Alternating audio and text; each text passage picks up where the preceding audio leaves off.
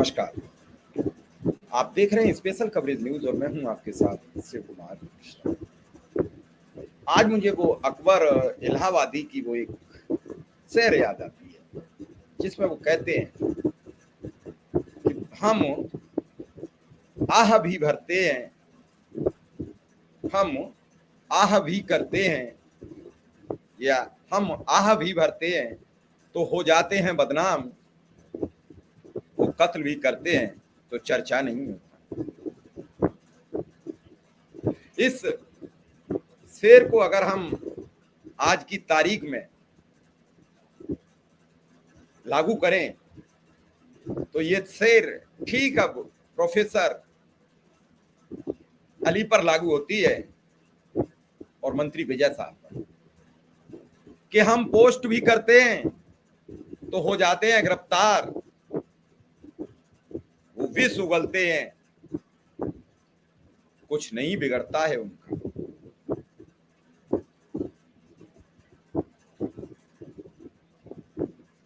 देखा आपने कि सोशल मीडिया पर संग्राम मचा रहा।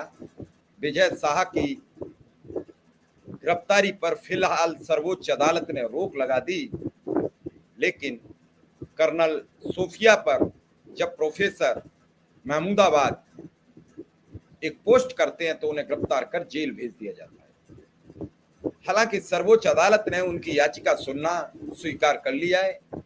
1-2 दिन में सुनवाई होगी, उसके बाद तय होगा कि उन्हें जेल रखा जाए या छोड़ दिया जाए। ये बड़ी गंभीर कहानी है। विजय साहब पर कोर्ट ने कहा इन्हें गिरफ्तार करो, इनके खिलाफ गंभीर धाराओं में मुकदमा दर्ज करो।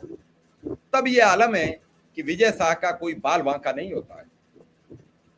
वहीं प्रोफेसर अली गिरफ्तार कर लिए जाते हैं, जेल भेज दिए जाते हैं, और जब महिला आयोग की अध्यक्षा से पूछा जाता है कि आपको अगर इतनी ही महिलाओं की बातों को लेकर चिंता थी तो क्या रेप के आरोपी बाबा राम रहीम को लेकर आपने कभी कंप्लेंट की?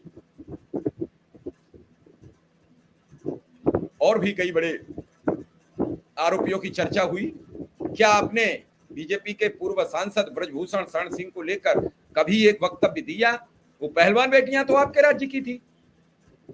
अगर ये चर्चा की जाए, अगर इन सब मुद्दों पर बातचीत की जाए तो क्या होगा?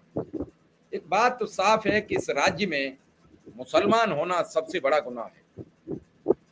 अगर आप मुसलमान हैं, दलित हैं, पिछड़े हैं तो निश्चित रूप से आपके खिलाफ कार्रवाई होगी।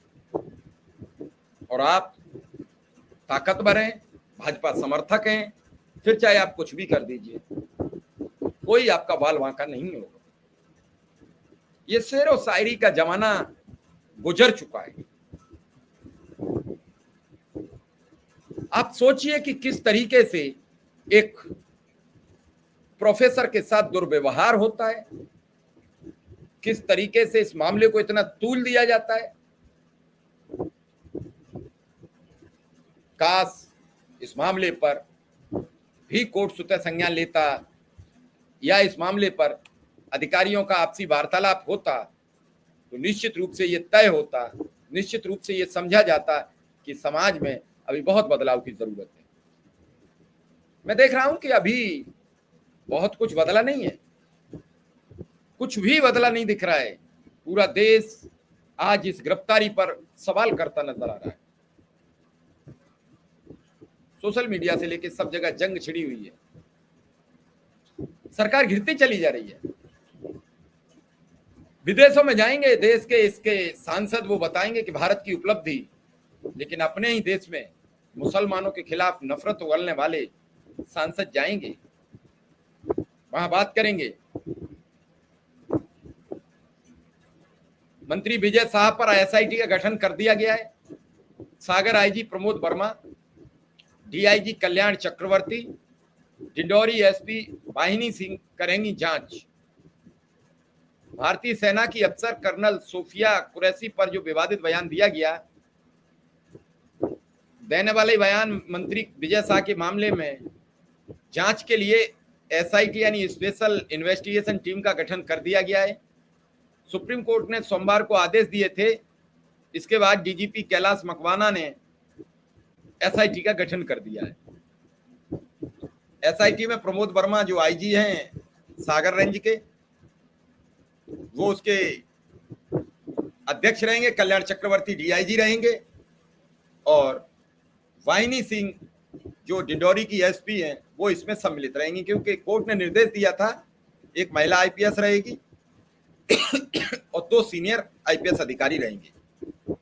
अब एसआईटी की गठन, सुप्रीम कोर्ट का निर्देश था कि 10 बजे से पहले गठन करके कोर्ट में दाखिल करना है, तो शाम होते होते ही ये गठन हो गया है।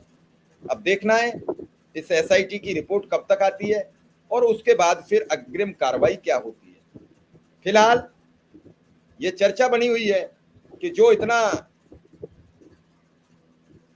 गंभीर बयान देता है वो मंत्री आज भी आजाद है, और जो प्रोफेसर एक पोस्ट करता है, और पोस्ट भी ऐसी नहीं है जो देश विरोधी हो, सेना विरोधी हो, वो प्रोफेसर जेल के अंदर चला जाता है। और इसका दोहरा मापदंड होना सिर्फ और सिर्फ कि प्रोफेसर अली एक मुसलमान थे। मैं बिल्कुल बेबाकी से कह रहा हूं, और ऐसे में फिर ये पूरे देश में, समाज में आवाज उठती नजर आ रही है कि देश में आज भी दोहरे तरीके के कानून, दोहरे तरीके की बातचीत, दोहरे तरीके के नियम, दोहरे तरीके की व्यवस्थाएं मौजूद हैं। इनसे जब तक हम नहीं निकलेंगे, देश प्रगति की गति पर नहीं बढ़ेगा। फिलहाल इस खबर में इतना ही, फिर किसी खबर के साथ हाजिर रहेंगे। इजाजत दीजिए, धन्यवाद, नमस्कार।